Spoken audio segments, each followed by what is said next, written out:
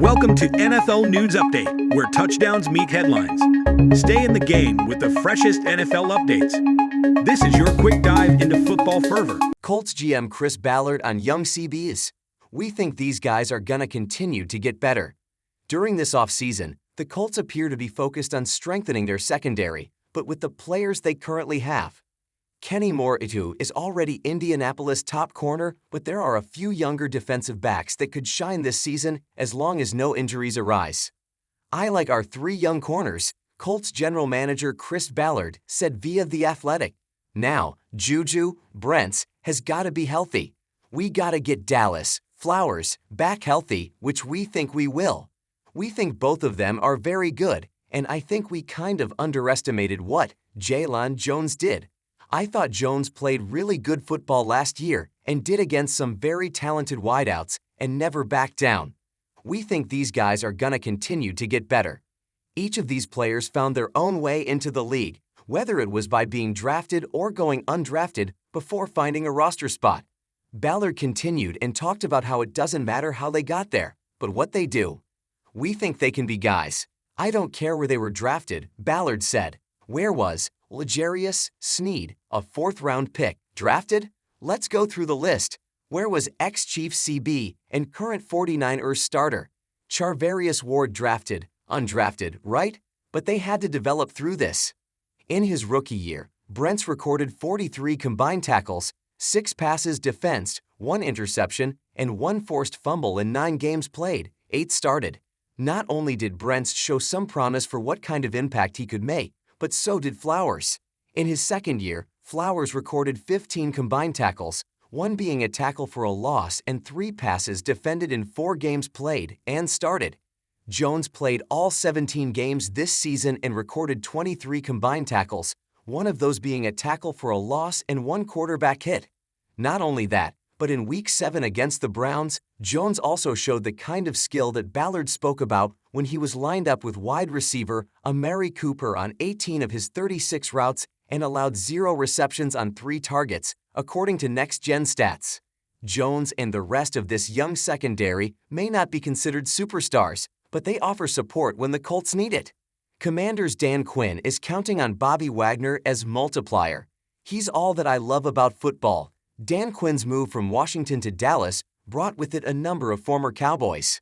It's a blast from further in his past, though that's he's expecting to help ignite his Commanders' defense in year 1. By signing Bobby Wagner in free agency, Quinn reunited with a linebacker he coached in 2013 and 2014 at the dawn of a Hall of Fame career, one that's coming full circle now with Wagner set to lead in Washington. He's all that I love about football, Quinn told SiriusXM NFL Radio about Wagner this week. He's a tackler. He's aggressive. He's tough. He's smart. He takes care of himself. So what I'm hopeful to see, and I'm certain it will happen, is he's a multiplier. Because this is how the standard is. This is how I operate. This is the process to go through. So, if you're a young linebacker being around somebody, this is the exact type of linebacker you want to be around. Seeing that standard of how we operate, I thought that was really important, so that's why I'm so lit up about getting him here. It's been a long time since I'd coached him. I coached against him a lot. I remember circling that number and said, do not let this person ruin this game, with 15 tackles. It's really good to get a chance to work with him and some of the other guys. If the rest of Washington's defenders even sniff the standard Wagner set over the course of his career, it will be considered a success. Heading into his 13th season, Wagner is already a member of the 2010s All-Decade team with a Super Bowl, 9 Pro Bowls, and 6 first-team All-Pro campaigns on his resume. The consummate leader, somehow still building on past seasons, he set a career high with 183 tackles in 2023, more than anyone else in the NFL for a 3rd time in his career. Linebacker Cody Barton, now on the Broncos, and safety Cameron Curl, now on the Rams, were 1 and 2 on the Commanders in tackles last year with 121 and 115, respectively. That leaves Jamin Davis as the team's tackle leader remaining from 2023. His 89 tackles trailed Wagner by nearly 100.